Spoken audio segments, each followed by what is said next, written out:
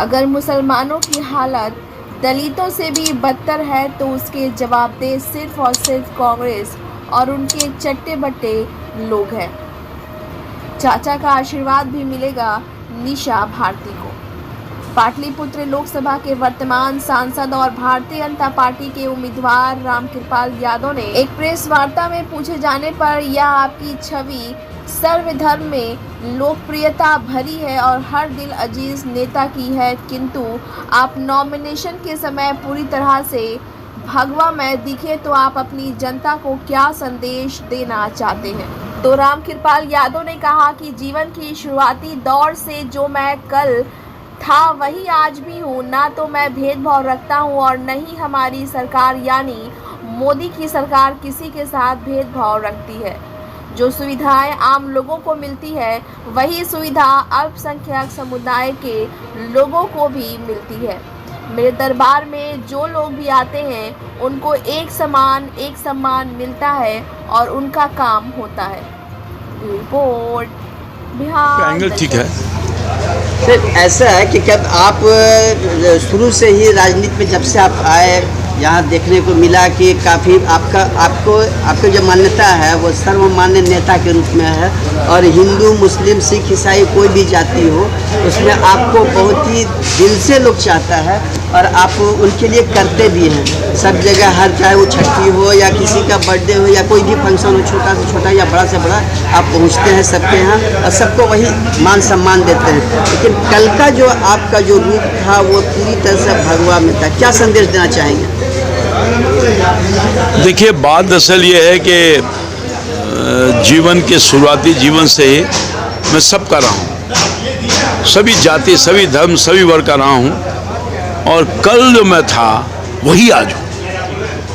कोई एक आदमी बतावे कि मैंने किसी के साथ विभेद किया हो या मेरी सरकार, मोदी जी की सरकार कहीं कोई ये इस तरह का वर्ग और धर्म के आधार पर काम करती है, विकास करती है क्या? इतने बड़े तादाद में जो अल्पसंख्यक समाज के लोग हैं उनको छांटने का काम किया है, उनको विकास से हटाने का काम किया। उनको मकान नहीं मिलता है, उनको सड़क पर नहीं चलने की इजाज़त है, उनको पानी की इजाज़त नहीं है, शौचालय की इजाज़त नहीं है, आयुष्मान कार्ड नहीं मिल रहा है, पेंशन नहीं मिल रहा है।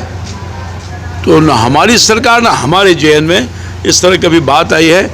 हमारी सरकार भी सबके है और हम भी सबके हैं। मेरे दरवाजे पर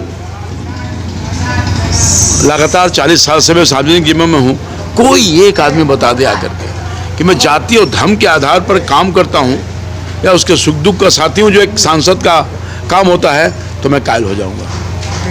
एक और प्रश्न है, अभी बहुत ज़्यादा लोग वायरल कर रहे हैं आपके वो उस बयान को जहां आपने ये मीडिया सेंटर में भाजपा के बोला अपने अल्पसंख्यकों को सब दे देना चाहती है कांग्रेस। नहीं, उसको ट्विस्ट किया है। मैं बता रहा हूँ, बहुत अच्छा आपने सवाल किया, क्लियर होना चाहिए। आपने देखा होगा कि कांग्रेस पार्टी के लोग अपने एजेंडे में क्या रखा है।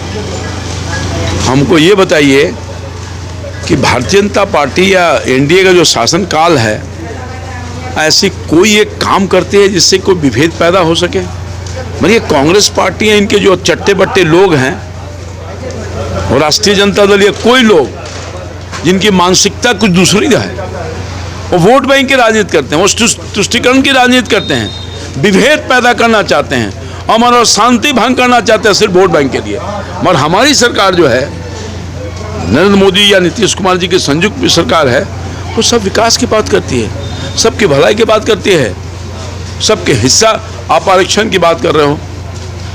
वही उसी सवाल पर आपने खड़ा किया है। क्या जो पिछड़ा समाज या अति पिछड़ा समाज या दलित समाज को आरक्षण नहीं मिल रहा है जो आम लोगों को मिल रहा है? पिछड़ा है, मुसलमानों में भी अति पिछड़ा है, गरीब आदमी है, पासमानदा लोग है।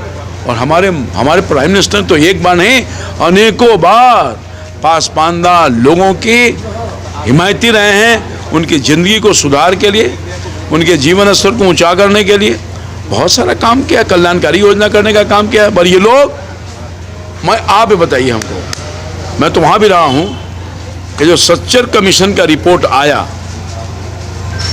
कि दलित, ये जो अल्पसंख्यक समाज के लोग हैं वो दलितों से भी नीचे हैं, तो आज़ादी के बाद कौन लोग सत्ता में थे और ये किसकी जिम्मेदारी थी? मैं पूछना चाहता हूं आपके माध्यम से।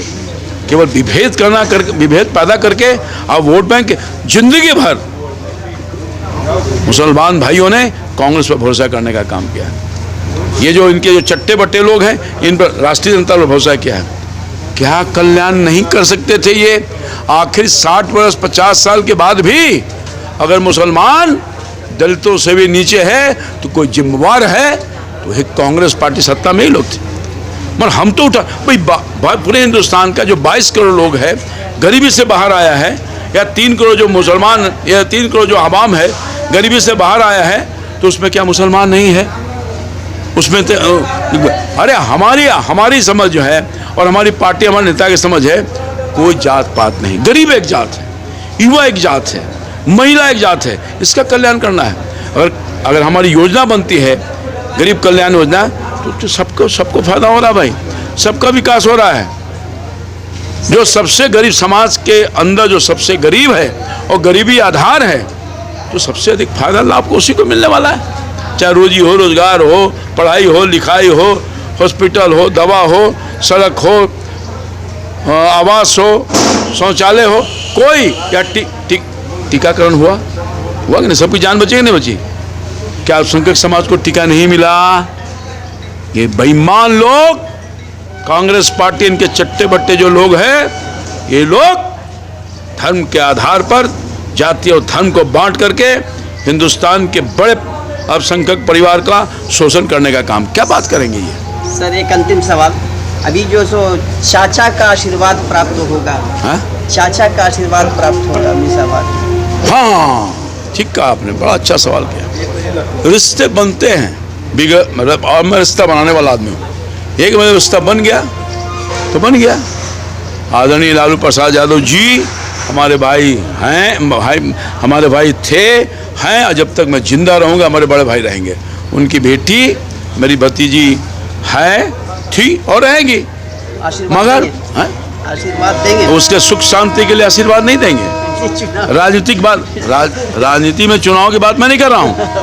एक चाचा होने की हैसियत से मैं जब तक जिंदा हूँ उसके खुशहाली के लिए, उसके दीर्घायु के लिए, उसके दाम्पत्य जीवन के सुख में रहे, उनका परिवार सुख में रहे, यह आशीर्वाद देता रहूँगा, मगर राजनीति में नहीं।